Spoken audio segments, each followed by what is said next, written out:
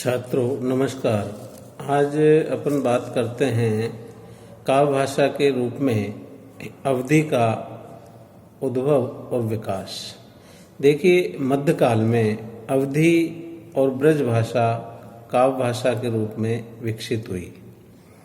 परिणाम स्वरूप अवधि सीमित क्षेत्र की बोली न रहकर विस्तृत क्षेत्र में प्रयुक्त होने वाली काव्य भाषा बन गई। अवधि भाषा का प्रयोग सर्वप्रथम हिंदी में सूफी कवियों ने अपनी रचनाओं में किया। जैसे मुल्ला दाऊद जो है सूफी कवि मुल्ला दाऊद, उसके द्वारा विरचित चंदायन, जिसका रचना काल 1379 ईस्वी, जो कि सूफी प्रामाख्यानों में सबसे पहली रचना मानी जाती है। इसके अतिरिक्त अवधि में लिखी गई कुछ अन्य कृतियाँ निम्नलिखित हैं। जैसे नंबर 1 पर अपन लें तो मुल्ला दाऊद की चंदायन, इसका रचना काल है 1379 ईस्वी। ईश्वरदास की सत्यवती कथा, जिसका 1501 ईस्वी। शेख कुतुबन की मृगावती 1503 ईस्वी। जायसी की पद्मावत 1540 ईस्वी। मंजन की मधुमालती 1545 ईस्वी। उस्मान की चित्रावली 1613 ईस्वी। ठीक इसी प्रकार से जलालुद्दीन की जमाल 25 है। शेख नबी की ज्ञानदीप है।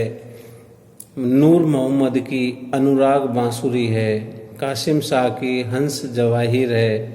ख्वाजा अहमद की नूर जहाँ है। कवि नसीर की प्रेम दर्पण है। देखिए, अवधि भाषा का साहित्यिक रचनाओं में प्रयोग सूफी कवियों के उपरांत रामभक्त कवियों ने किया, जिनमें तुलसीदास प्रमुख हैं। स्मरणीय है कि तुलसी ने अपना महाकाव्य रामचरितमानस अवधि भाषा में ही लिखा है। राम भक्ति शाखा के कवियों एवं उनके द्वारा जो लिखित ग्रंथ हैं, उनका विवरण निम्न प्रकार है। जैसे तुलसीदास का रामचरितमानस, जो कि 7 कांडों में विभाजित है। माधवदास की रामरासो, अग्रदास की रामाष्टयाम, रामध्यानी मंजरी, ईश्वरदास की भरत मिलाप, हृदय राम की हनुमान नाटक, और इस प्रकार से जैसे जायसी की अवधि ठेठ ग्रामीण अवधि है, जबकि तुलसी की अवधि शुद्ध साहित्यिक परिनिष्ठित अवधि है।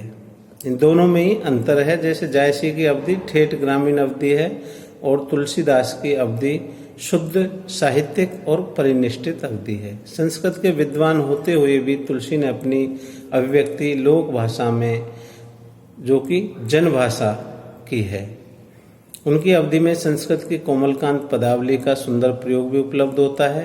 तुलसी का ब्रज भाषा पर भी समान अधिकार था। उन्होंने कवितावली, विनय पत्रिका की रचना ब्रज भाषा में की है।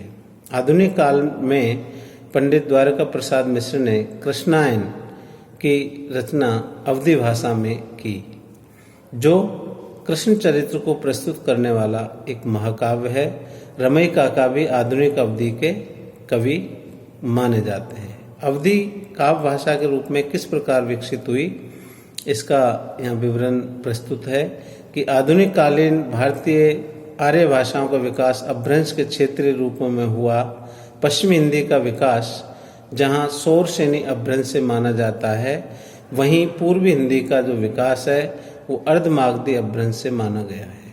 अवधि पूर्वी हिंदी के अंतर्गत आने वाली प्रमुख बोली है, अतः अवधि का जो विकास है वो अर्धमागधी अपभ्रंश से हुआ है। अवधि के 2 अन्य नाम भी प्रचलित हैं, जो इस प्रकार हैं। जैसे अवधि को कौशली भी कहते हैं और बेसवाड़ी भी कहते हैं, किंतु अवधि नाम ही अधिक प्रचलित है। अवध प्रांत में प्रयुक्त होने वाली अवधि का साहित्य में प्रमुख सूफी कवियों एवं रामभक्त कवियों ने इसका प्रयोग किया। यहाँ हम अवधि का काव्य भाषा के रूप में विकास इन्हीं 2 धाराओं के कवियों के संदर्भ में करेंगे। जिस प्रकार से सूफी कवियों द्वारा प्रयुक्त अवधी जो भाषा है वो किस प्रकार सूफी कवियों का इसमें योगदान है। हिंदी में प्रमाख्यानक काव्य परंपरा के कवियों ने अवधी भाषा का प्रयोग अपनी प्रेम कथाओं में किया। सभी प्रेमाख्यानक अवधी में ही नहीं लिखे गए, अपितु उनमें से कुछ राजस्थानी एवं ब्रज भाषा में भी लिखे गए। अवधी भाषा में रचित प्रेमाख्यानों का विवरण इस प्रकार है। देखिए, जिसमें चंदायन जो कि मुल्ला दाऊद कृत 1379 ईस्वी में इसकी रचना हुई। डॉक्टर रामकुमार वर्मा इसे ही सूफी प्रेमाख्यान काव्य परंपरा का पहला ग्रंथ मानते हैं।